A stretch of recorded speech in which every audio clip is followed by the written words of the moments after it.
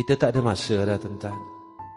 Besok orang tinggalkan kita di dalam kubur dalam keadaan seorang diri dan tidak ada teman. Tak ada siapa mahukan kita.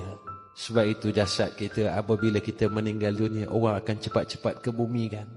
Kenapa tuan-tuan? Sebab tubuh kita busuk.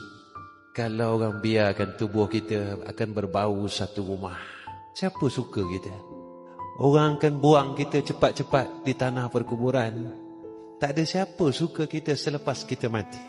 Bau yang busuk akan keluar daripada tubuh kita. Tuan-tuan, sudahlah tubuh yang busuk.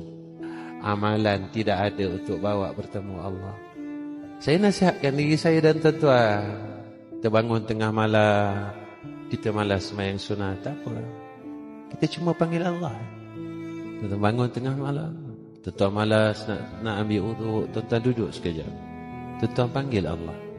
Sambil tuan-tuan sebut nama Allah, tuan-tuan cakap dalam hati tuan-tuan, ya Allah, dosa aku banyak, ampunkanlah.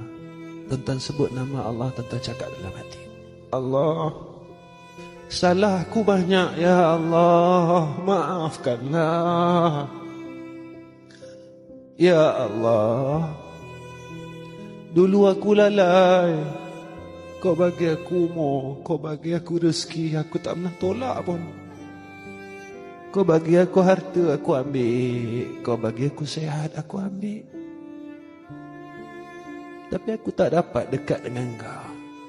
Ya Allah, aku jauh dengan kau, ya Allah. Umur aku makin lama makin hampir kepada kematian. Tapi aku seolah-olah tidak mengingati akan kematian. Dan aku tidak merasakan akan mati. Ya Allah, apa yang ada pada aku sekarang kau bagi. Terima kasih ya Allah. Terima kasih ya Allah.